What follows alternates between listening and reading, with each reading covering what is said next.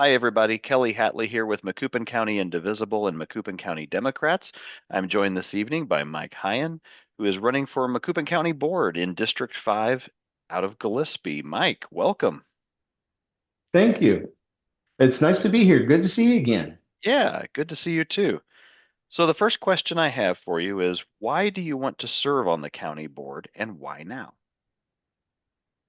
Uh, that's a good question. It took a little bit for me to um, kind of put it in my head the why I answered the call.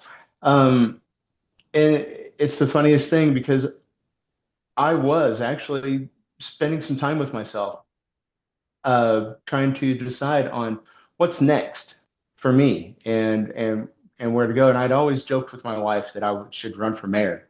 Um, but I got a phone call, and it was from you, actually. And it just felt like the right thing to do. This is a time where we need some change. I have wonderful skill set that I know can be used to help my community and to move us forward, into the 21st century and beyond. Great. Sounds good. Right, right, right person at the right place at the right time, right? Exactly. So I'm sure in your life you've had lots of different experiences, both personal and professional. A lot of these things help prepare all of us, we know, lifelong learners and all. So hmm out of your looking back at your personal and professional experiences in your life, what stands out as something that has helped to best prepare you for county level decision making?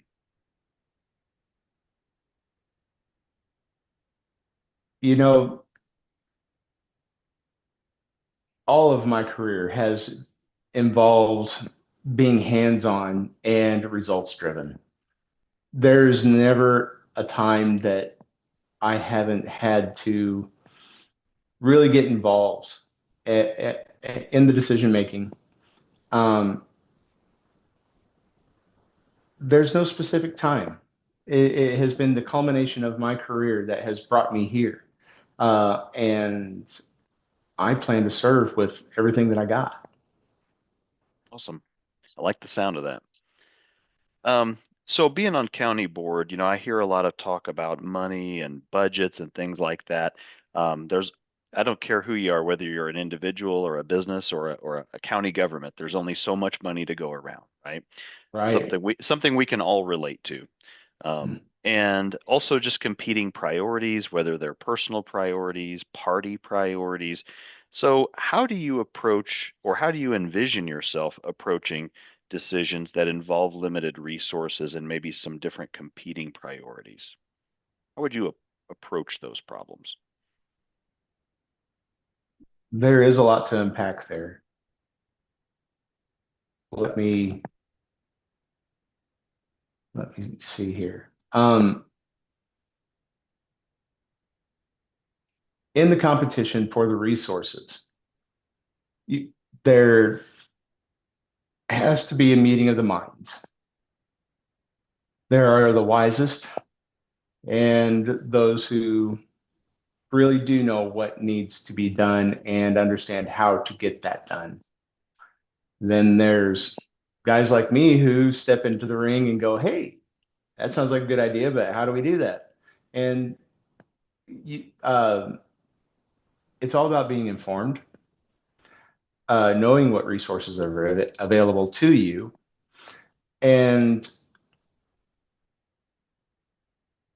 gathering the information you need to make the priorities.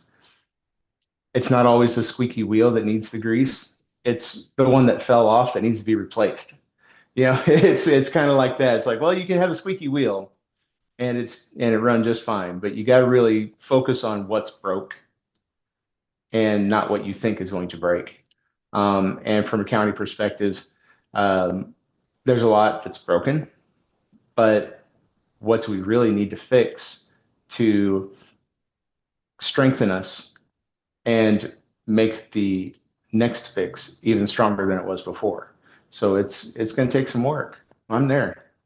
I can relate to that actually. That's kind of one of my mottos in life is let's make sure we fix what's broken first before we take on something new, right? Exactly. Yeah, yeah, Yeah. yeah. Now I know the county board, they have a lot going on, a lot of different, they cover a lot of different things, different committees. Um, what do you see as the county board's primary responsibilities to its residents? The county board's primary responsibility to its residents should be stability. Uh, there is too much instability, I think, from the lack of leadership. So, if we were to work on a solution together, leadership needs to be very uh, lined out, well organized. Uh, Decision making needs to be, oh, how did we say it in Scouts? It was rigidly flexible. You had to be able to listen without having to compromise your integrity or your level of accountability. So there's a lot to be said, but the primary responsibility of the county is to its citizens and being accountable. Yeah. Yeah, now in a new role, I know this will be a new role for you, and anybody who's ever had a new job or any kind of position in any capacity, um, there's always this thing you don't know what you don't know, right? A learning Yeah. a learning curve. So Hmm. how, with that in mind, how do you gather information before forming an opinion on an issue?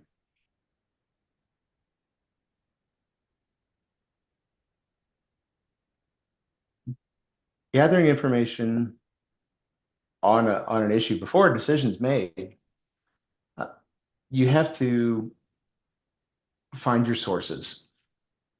I've said earlier, find the wisest, those who have been in this for quite a while. Get a good history of, the problem at hand, if there is one. Maybe it's a new one. There's always somebody or someone or some body of government that has done what you are trying to accomplish. They are not the example; they're a model. Look to them as a resource, uh, and do your due diligence to gather up that information the best way possible, digest it, and that's the hardest part. Because when you're the new guy and you don't know what you don't know, you're really working hard to not only make sense of what you've received, but accomplish a goal that you've never worked on before. So it's patience and um, communication really is what's going to get the job done. I like that answer. Somebody gave me the advice once when I took a new position. They said, word of advice to you, listen twice as much as you speak. That's why you have two ears and one mouth, right?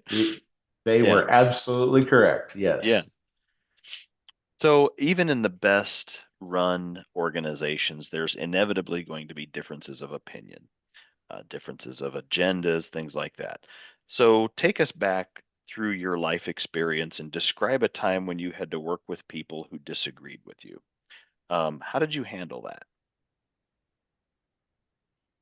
Uh, should I include my 8-year-old daughter? Oh, Because I sure. mean, we disagree all the time. However, she seems to win more often than I do. Really, though, when it comes to disagreements, listening is the most important part. There is what they say, then there's how they say it. You can tell someone's agenda by the way they deliver it to you. They don't have to be forward about it. They can outwardly through their tone or delivery, we'll just say, what they're really intending to do. Uh, I'm not one to listen to delivery as I am to the integrity they have behind what they say. Do they really have something to stand on? Or are they looking to just shake you? Or are they looking to just make some noise? And if the noise is all that they are trying to accomplish and you are the audience, so be it. But if it is a real issue that needs to be addressed, listen. Listen to what they have to say, what is being said, and draw yourself in enough to be empathetic, but not sympathetic. You need to be able to see it from the outside looking in and give them a new perspective. I think that would be the best way. So far, some of these questions have been kind of backwards looking, like asking about your past and your experience and things. But let's look forward for just a moment into the future. Um, Sure. what do you believe are the biggest challenges facing Macoupin County over the next, say, 5 to 10 years? The biggest challenge for Macoupin County in the next 5 to 10 years will be its economics. And that is all encompassing. The budget is always going to be a little short if they continue to go in the direction they are right now. Uh, a forward thinking perspective would be that we need to make more money. And that is done through taxes, economic development, uh, the housing shortage, the blight that seems to be covering the county. There are many solutions for uh, the plague of the economic shortcomings that we will see in the next 5 to 10 years. Yep. Now, being on a county board, you're kind of in the hot seat, and we all know that you can't please all of the people all of the time, right? There's always going to be somebody, well, maybe not always, but there's very likely going to be somebody who doesn't agree with a decision or a certain vote or things of that nature. But within the best of your abilities, how would you ensure your decisions reflect the needs of the people who didn't vote for you? How would you take into those, think about their needs and how you're trying to best serve them, even though maybe they were leaning a different direction and didn't vote for you? For those that didn't vote for me, and I do plan to serve them properly, it boils down to trust, maintaining integrity, holding myself accountable, and being very upfront about that. Even those that didn't vote for me or see the solution the same way I do can have a little bit of hope that we're all coming to the same end. We're all going to be prosperous. The, the road may not be the same, but the finish line is.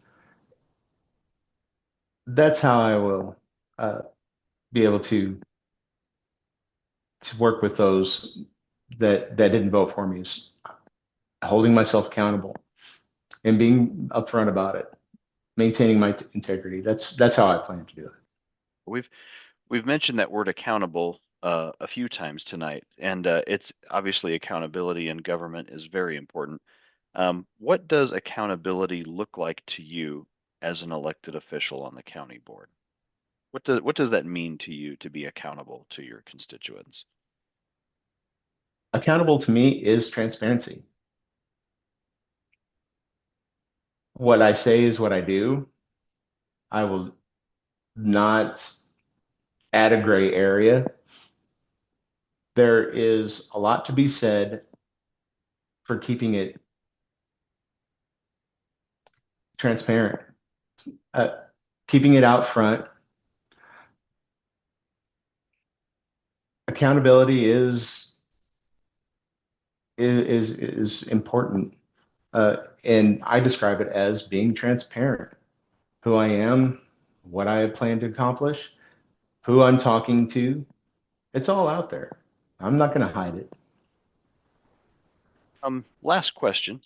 Um, so being on county board, there's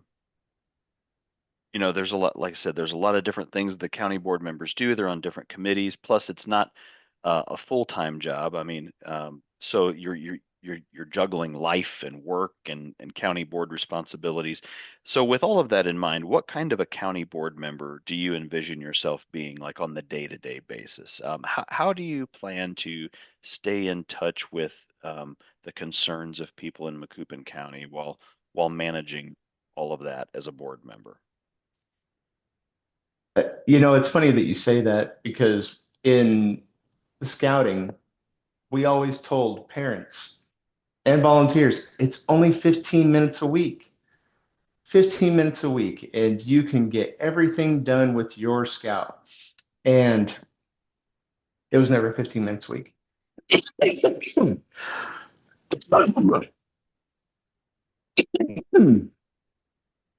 Shoot. you see that fly? Whoa. Yeah. Sorry Go ahead and about take a that. drink. That's okay. Take a drink of water. It's the last question anyway. You're all good. Yeah.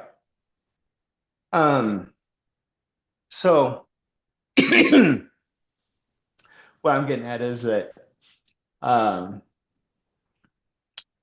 you can say that it's not a part-time, you can say that it's not a full-time job, but how I plan to treat it is full-time job. I'm available when they are available, and I mean my constituents is they. Uh, Not all of us have the same schedules, not all of us have the same lives, and availability is on their schedule, not mine. And I plan to use any form of communication that is suitable. I'm not going to be handing out my phone number to everybody, but I'm ready to listen. Um, and how we come to that is really up to those who voted for me. Well, even those who didn't vote for me, my entire district, how they want to reach out to me, whatever they're comfortable with, I will work with them on it. But there are limits, but we'll address that when we get there. Within the best of our abilities. It's all of us, any of us can do, right? Exactly. Exactly. Well, that's all I have for you. Mike, this has been a good conversation. Appreciate you taking time out to join us and to let the people get to know you a little better. And good luck. This is Thank you always, very much. yeah, we're behind you. And yeah, thanks for the talk. It was good. You're welcome. I'm excited. There's good things coming. Just Yeah. wait. All right. Well, take care. Thank you.